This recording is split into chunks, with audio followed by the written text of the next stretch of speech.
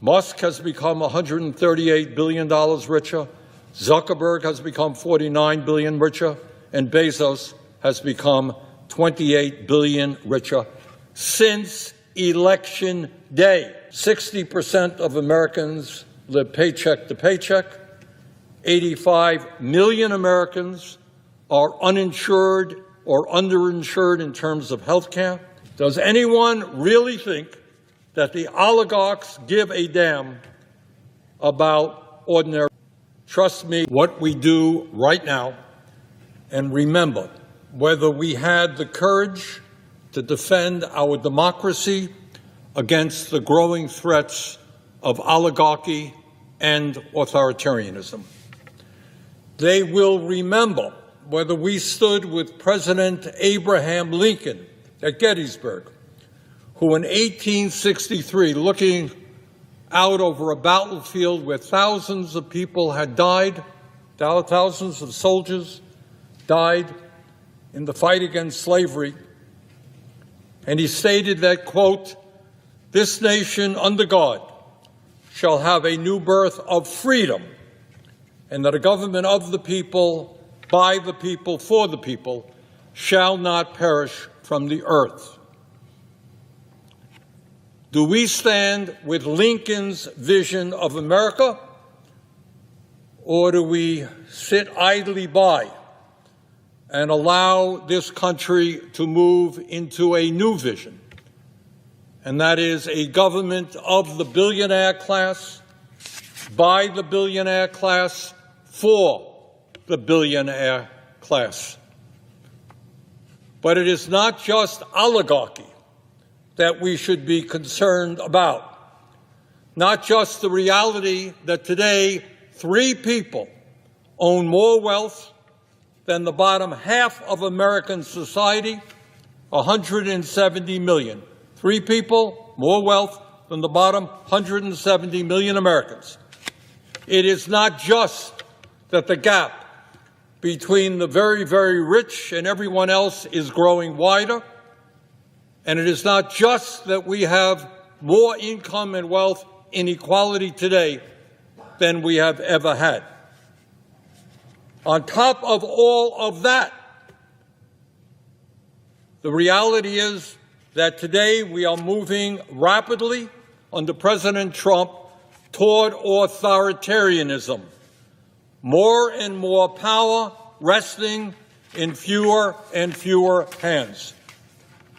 Mr. President, as we speak right now, Elon Musk, the wealthiest man on the planet, is attempting to dismantle major agencies of the federal government which are designed to protect the needs of working families and the disadvantaged. These agencies were created by the U.S. Congress, and it is Congress's responsibility to maintain them, to reform them, or to end them. It is not Mr. Musk's responsibility. What Mr. Musk is doing is patently illegal and unconstitutional and must be ended. Mr. President, 2 weeks ago, President Trump attempted to suspend all federal grants and loans. An outrageous and clearly unconstitutional act. And as I hope every 6th grader, every kid in the 6th grade in this country knows, under the Constitution and our form of government, the President can recommend legislation, he can support legislation, he can veto legislation, but he does not have the power to unilaterally terminate funding passed by the Congress.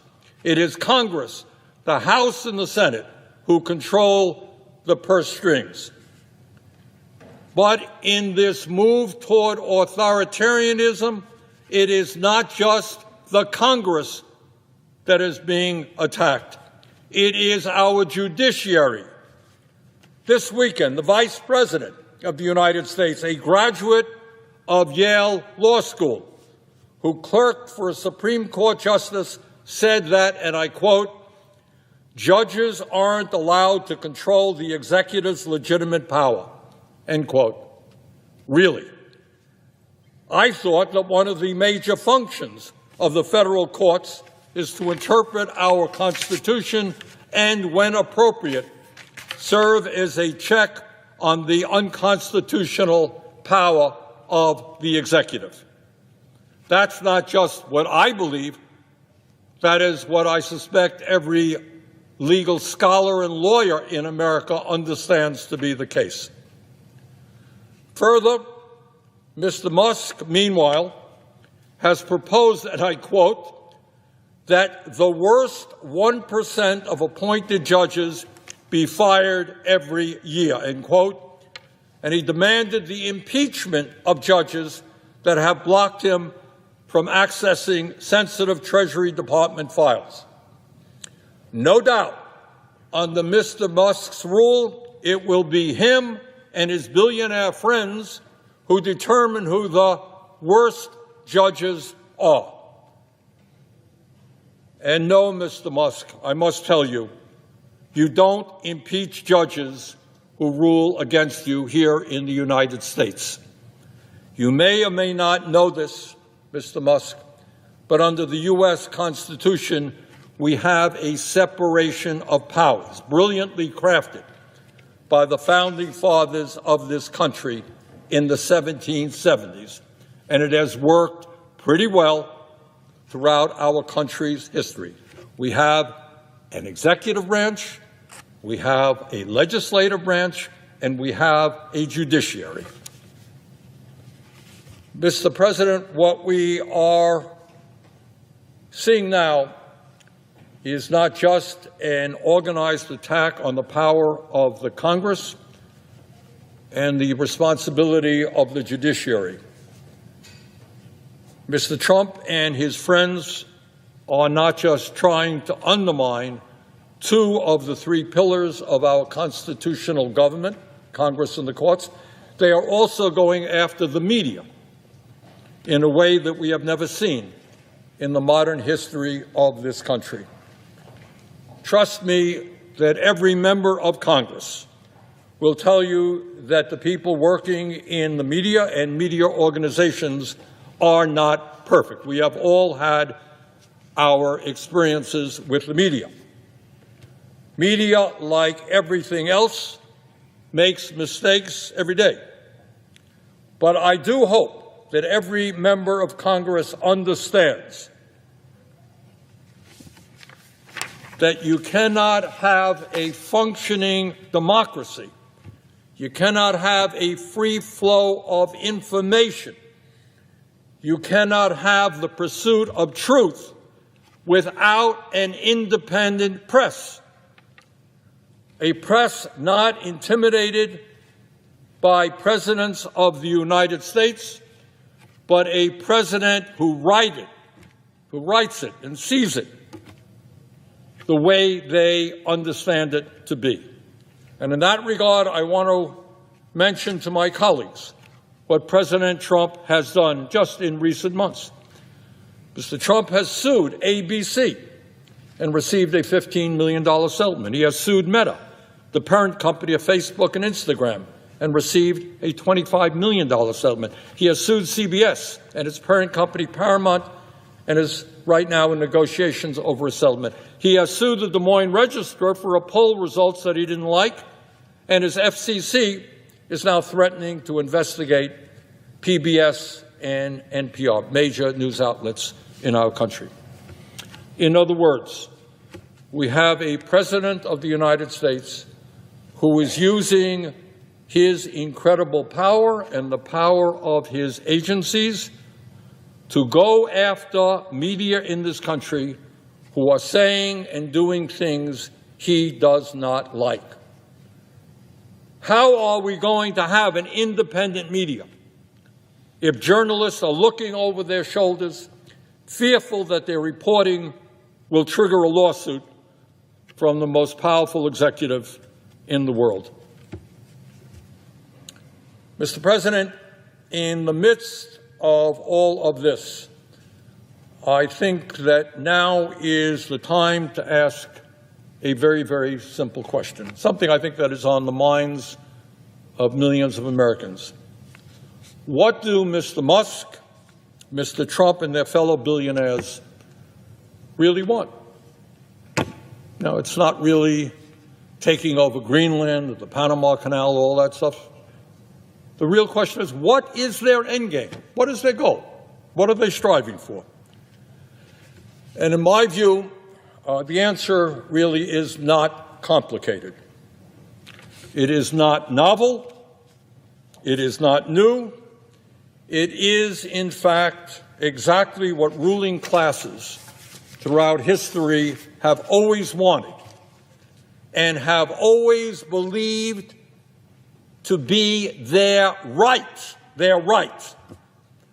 and that is more power for themselves, more control for themselves, and more wealth for themselves.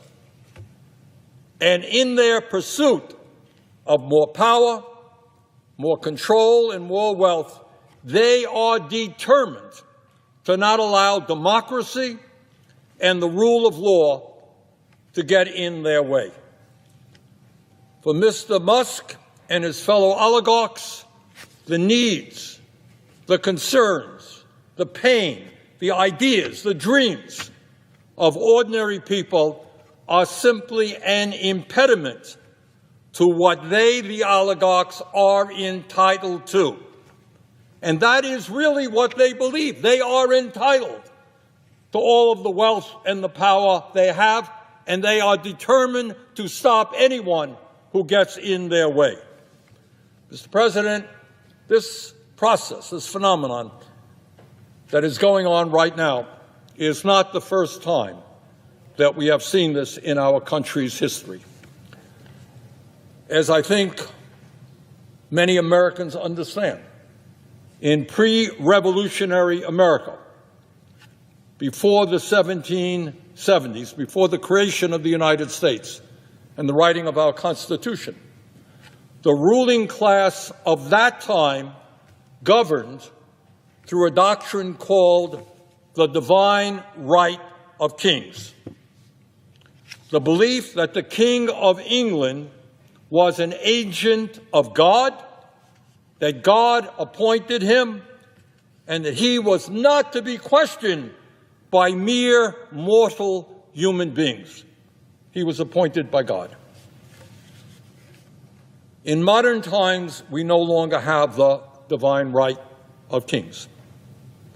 What we now have is an ideology being pushed by the oligarchs, which says that as a very, very wealthy group of people, often self-made, often the masters of revolutionary new technology, and as high IQ individuals, it is their absolute right to rule.